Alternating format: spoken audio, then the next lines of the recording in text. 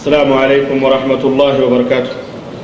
الحمد لله نحمده ونستعينه ونستغفره ونؤمن به ونتوكل عليه ونعوذ بالله من شرور أنفسنا ومن سيئات أعمالنا.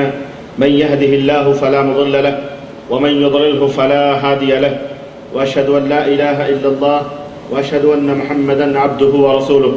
أما بعد فإن خير الحديث كتاب الله وخير الهدي هدي محمد صلى الله عليه وسلم وشر الأمور محدثاتها وكل محدثة بدعة وكل بدعة ضلالة وكل ضلالة في النار. قال الله تبارك وتعالى في كلامه المجيد: أعوذ بالله السميع العليم من الشيطان الرجيم. بسم الله الرحمن الرحيم. يا أيها الذين آمنوا اتقوا الله حق تقاته ولا تموتن إلا وأنتم مسلمون واعتصموا بحبل الله جميعا ولا تفرقوا. وقال تعالى في مقام آخر: فإن آمنوا بمثل ما آمنتم به فقد اهتدوا وإن تولوا فإنما هم في شقاق. اللهم صل على محمد وعلى آل محمد كما صليت على إبراهيم وعلى آل إبراهيم إنك حميد مجيد.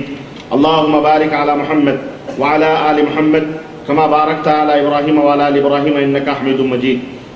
تمام قسم کی حمد و ثنا، کبریائی اور بڑائی اس اللہ عز و جل کے لیے لائق و زیبہ ہے جس نے ہمیں اور آپ کو پیدا فرمایا، اور بیش بہا درود و سلام اس ذات مبارکہ مطہرہ پر جن کا نام نامی اسم گرامی احمد مجتبیٰ محمد مصطفیٰ صلی اللہ علیہ وسلم.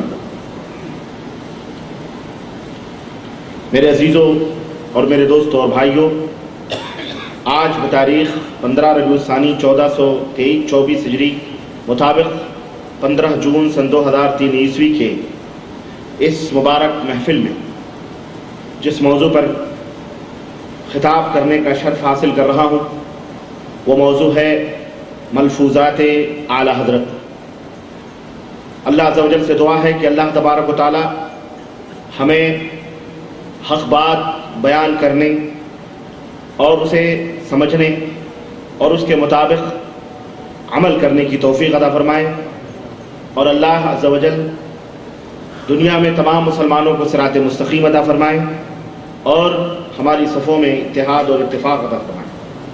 آمین یا رب العالمین. میرے عزیزوں، میرے دوستوں اور بھائیوں، آپ اس موضوع کے بارے میں حیران و شزدر ہوں گے کہ آخر یہ کون سا موضوع ہے؟ ملفوظات اعلیٰ حضرت کا کیا مطلب اور کیا مفہوم؟ ملفوظات اصل میں ان باتوں کو کہا جاتا ہے جو کسی بھی انسان کی زبان سے جو باتیں نکلتی ہیں، جو باتیں بیان ہوتی. اور اعلیٰ حضرت آپ کو معلوم ہے کہ ہمارے بر صغیر میں ایک فرقہ جو ہمیشہ سے یوں سمجھیے سواد اعظم کا دم بھرتا ہوا آ رہا ہے، آج ہمارے بر صغیر میں کثرت کے ساتھ اس کی ایک کثیر تعداد ایک جماعت موجود ہے. اس جماعت کو بپا کرنے والی شخصیت، اس جماعت کو پیدا کرنے والی، یعنی اس جماعت کو زندہ کرنے والی جو شخصیت ہے، اس جماعت کے لوگ، اس جماعت کے علماء اس شخصیت کو اعلیٰ حضرت کا نام دیتے ہیں. اس شخصیت کا نام ہے احمد رضا خان. یہ کہاں پیدا ہوئے، یہ کون ہے؟ یہ تو خیر اگر ہم ان کی تاریخ اور ان کی زندگی کے بارے میں جائیں تو یہ بڑا لمبا موضوع ہو جائے، لیکن آج میں انہی کی ایک کتاب ہے ملفوظات اعلیٰ حضرت جو میرے پاس موجود ہے، ملفوظات مکمل کے نام سے. اسی کتاب کے حوالے سے میں آپ کی خدمت میں کچھ باتیں رکھنا چاہ رہا ہوں، اور پوری دنیا کے ان احباب سے میں یہ بات عرض کرنا چاہوں گا کہ لوگوں، کیا وہ اسلام جو نبی کریم صلی اللہ علیہ وسلم کے ذریعے ہم تک آیا ہے اور جسے مدنی تاجدار حضرت محمد رسول اللہ صلی اللہ علیہ وسلم نے ہم تک پہنچایا ہے اور صحابہ کرام نے اس کے اوپر عمل کیا ہے، اور پھر اس اسلام کو محدثین، تابعین، تبع تابعین، ائمہ حضرات نے، اور آج تک الحمدللہ وہ اسلام محفوظ چلا رہا ہے.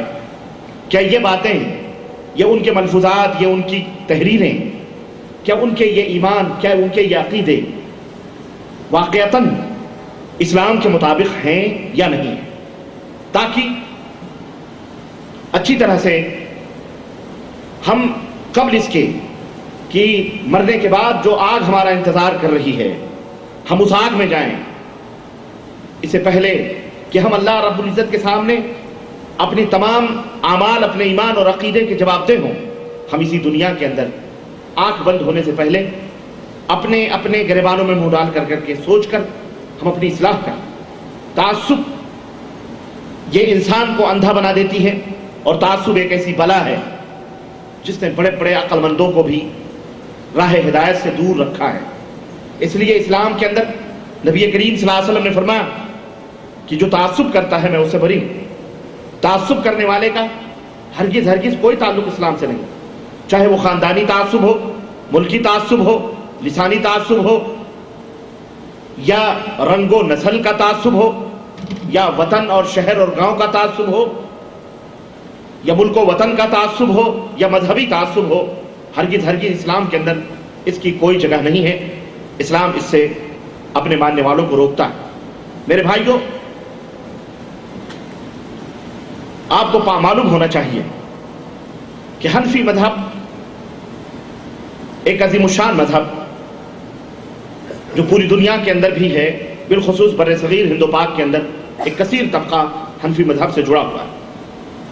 اسی حنفی مذہب میں کئی مذاہب متفرق ہوئے، اور کئی مذہب اور ان میں کئی ٹکڑے ہوئے، جن ٹکڑوں میں سے ایک ٹکڑا آج تک اپنے آپ کو اہل السنہ والجماع یعنی اہل سنت والجماعت کے نام سے معروف ہے، جو اپنے آپ کو ہمارے ملکوں کے اندر سنی بھی کہتے ہیں، اور پھر جب دوسری جماعتوں نے بھی انہیں سنی اپنے آپ کو اہل سنہ والجماع کہنا شروع کیا، یا وہ بھی اہل سنت والجماعت میں سے اپنے آپ کو جب کہنا شروع کرتے ہیں تو وہ اپنے آپ کو کہتے ہیں کہ ہم مسلک اعلی حضرت پر، یعنی اب وہاں سے سنت سے الگ ہو کر کے، یعنی اہل سنت والجماعت میں سے اپنے آپ کو دعویٰ کرتے ہوئے اپنے دوسرے احناف، برادران احناف سے الگ ہونے کے لیے، جو حنفی لوگ ہیں ان سے الگ ہونے کے لیے یہ اپنے آپ کو کہتے ہیں کہ ہم سنی حنفی مسلک اعلی حضرت پر، اعلی حضرت کو ماننے والے لوگ ہیں۔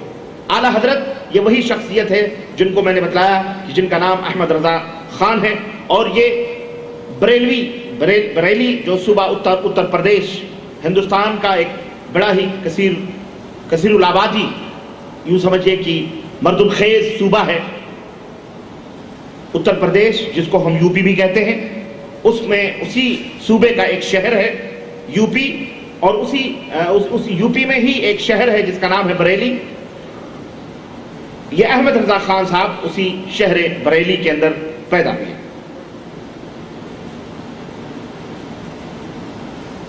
جن کی طرف آج یہ اپنے آپ کو بریلوی بھی کہتے ہیں منسوب ہو کر کے، احمد رضا خان بریلوی، اور اسی وجہ سے ان کے مسلک پر چلنے والے اپنے آپ کو بریلوی بھی کہتے ہیں۔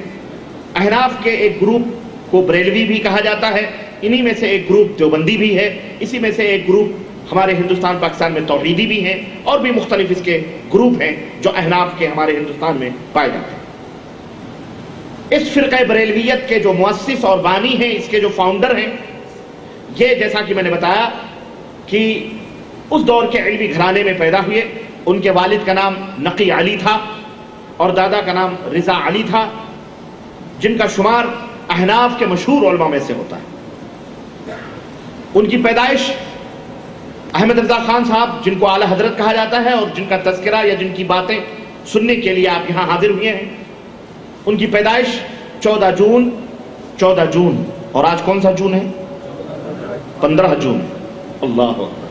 یہ عجیب و غریب، یوں سمجھیے کہ اتفاقی طور پر یہ عجیب و غریب یعنی مسئلہ آ رہا ہے کہ 15 جون کو ملفوظات اعلی حضرت آپ سن رہے ہیں، گویا ان کے پیدا ہونے کے بعد ہی تو ان کی زبانیں چلیں گی، تو ایک دن پیدائش کا رکھ لیں، اور یہ سمجھیے 15 جون کو آپ ان کی 15 جون سن 1865 کے اندر ان کی پیدائش ہوئی۔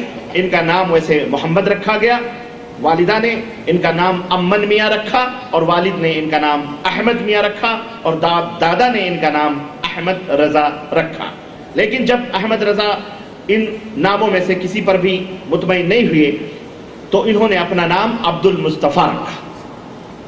نہ انہوں نے احمد پسند کیا، نہ محمد پسند کیا، نہ امن میاں، بلکہ نہ دادا کا نام احمد رضا، بلکہ انہوں نے اپنا نام کیا رکھا؟ عبد المصطفیٰ. اور خط و کتابت میں اسی نام کا وہ استعمال کرتے رہے. اور ان کا رنگ نہایت ہی سیاہ تھا، کالا تھا. ان کے مخالفین اکثر ان کے چہروں کی سیاہی کا تانا دیا کرتے تھے. اور ان کے خلاف لکھی جانے والی ایک کتاب کا نام ہی انہی کے اس پر ہے کہ الطین اللازب علی الاسود الکاذب، یعنی کالے جھوٹے کے چہرے پر چپک جانے والی مٹی. اور اس کتاب کو لکھنے والے جناب مرتضی حسن دیوبندی ہیں، حنفی ہیں. انہوں نے ان کے خلاف یہ کتاب لکھی ہے. بہرحال ہمیں اس سے غرض نہیں کہ ان کا رنگ کیا تھا، ان کا وہ کیا تھا. المہم ایک معرفت کے لیے، جانکاری کے لیے ان کی شخصیت کے بارے میں نے ایک خاکہ آپ کی خدمت میں رکھا ہے. ان کا جسم نہایت ہی کمزور تھا اور گردے کی بیماریوں میں اکثر وہ گردے کی بیماریاں ان کو اکثر و بیشتر تھیں. اور دوسری کمزور کرنے والی بیماریاں بھی ان میں بھی وہ ملوث تھے. کمر کی درد کا ان کو شکار، ہمیشہ کمر کی درد کی شکایت رہتی تھی. سر میں درد اور بخار کی شکایت بھی عام طور پر ان کو ہمیشہ رہا کرتی تھی. ان کی دائیں آنکھ میں تھوڑا سا نقص تھا. ان کی جو دائیں آنکھ تھی تھوڑا سا اس کے اندر کیا تھا؟ نقص تھا. اس میں تکلیف رہتی تھی اور وہ برابر اس کے اندر پانی اتر آنے کی وجہ سے ان کی یہ آنکھ بے نور ہو گئی تھی. یعنی اس کے اندر داہنی آنکھ کی روشنی کیا ہو گئی تھی؟ ختم ہو گئی تھی. اور ایک طویل مدت تک اس کا علاج کراتے رہے مگر وہ آنکھ ٹھیک نہیں ہو سکی. اور چنانچہ ایک مرتبہ ان کے سامنے کھانا رکھا گیا. انہوں نے سالن کھا لیا مگر چپاتیوں کو ہاتھ بھی نہیں لگایا. تو ان کی بیوی نے کہا کہ یہ کیا بات ہوئی کہ آپ نے خالی سالن شوربے کھا لیے اور آپ نے چپاتی کو چھوا تک نہیں؟ تو انہوں نے جواب دیا کہ چپاتی ہے کدھر؟ مجھے تو نظر ہی نہیں آ رہی، مجھے تو نظر ہی نہیں آئی. حالانکہ وہ سالن کے ساتھ ہی چپاتی رکھی ہوئی تھی. بہرحال جناب بریلوی جو تھے اعلیٰ حضرت، جن کا تذکرہ آپ سن رہے ہیں، یہ نسیان کے بھی زیادہ مریض تھے. یعنی کوئی بھی بات ہوتی تھی جلد بھول جایا کرتے تھے. ان کی یادداشت کمزور تھی. ایک دفعہ کا واقعہ ہے کہ انہوں نے اینک کہیں اونچی اینک، بعض لوگوں کی عادت ہو جو اینک پہنتے ہیں چشمے، وہ اکثر و بیشتر کام کرتے کرتے کبھی اینک اٹھا کر کے اپنے پیشانی پہ لگا لیتے ہیں یا سر پہ ٹکا لیتے ہیں. تو ایک دفعہ کام کرتے کرتے انہوں نے ماتھے پر کہیں اینک رکھ لی اور گفتگو کرنے کے بعد پھر وہ تلاش کرتے پھر رہے ہیں کہ یہ اینک کدھر گئی، ہمارا چشمہ کدھر گیا، اس کو ڈھونڈ رہے ہیں. کسی نے کافی دیر پریشان ہو جانے کے بعد میں، ڈھونڈنے کے بعد میں، اچانک جب ان کا ہاتھ ان کی پیشانی پر لگا تو ان کو پتہ چلا کہ اینک تو پیشانی ہی پہ رکھی ہوئی ہے اور میں دوسری جگہ ڈھونڈ. اور چنانچہ ایک دفعہ وہ طاعون کی بیماری میں بھی مبتلا ہوئے اور خون کی قے بھی ہوتی تھی. اور بہت تیز مزاج کے یہ مالک تھے. بہت جلد غصے میں آ جاتے تھے.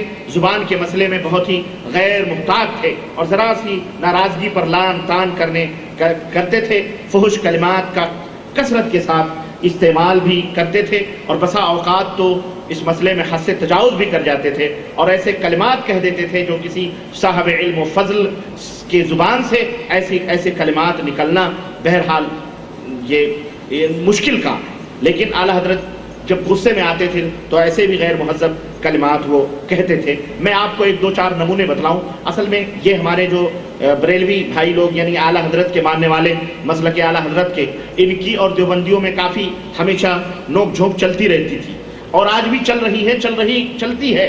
حالانکہ یہ دونوں ایک امام کے ماننے والے ہیں. امام ابو حنیفہ رحمۃ اللہ علیہ کے مقلد ہیں اور غالی قسم کے مقلد اپنے آپ کو کہتے ہیں. اور دیوبند اور بریلی یہ دونوں آپس میں اس قدر لڑتے ہیں کہ اللہ اکبر. اور ہم کہتے ہیں تم لڑتے رہو. لڑتے کیوں ہو بھائی؟ میں تو یہی کہا کرتا ہوں کہ لڑو مت، اس لیے کہ تم دونوں کے مزاج میں، مذہب میں، مسلک میں تھوڑے سے رد و بدل کے ساتھ وہی چیزیں ہیں. جو چیزیں احمد رضا خان صاحب اپنے بزرگوں کے لیے ثابت کرنا چاہ رہے ہیں وہی ہمارے حضرات علماء دیوبند اپنے بزرگوں کے لیے ثابت کرتے ہیں. تو اس میں لڑائی کرنے کی کوئی بات نہیں ہے. تم اپنے بزرگوں کو بڑا سمجھ رہے ہو، وہ اپنے بزرگوں کو بڑا سمجھ رہے ہیں، تو اس میں بری بات کیا ہے؟ لیکن اصل میں چونکہ عوام اس میں بیچارے ہم جیسے بھولے بھالے لوگوں کو ہتھیانا رہتا ہے اس لیے ایک دوسرے کو برا بھلا کہتے رہتے ہیں۔ چنانچہ میں آپ کو بتاؤں، ایک ان کی ایک کتاب ہے وقعات السنان، اور یہ کتاب انہوں نے بہرحال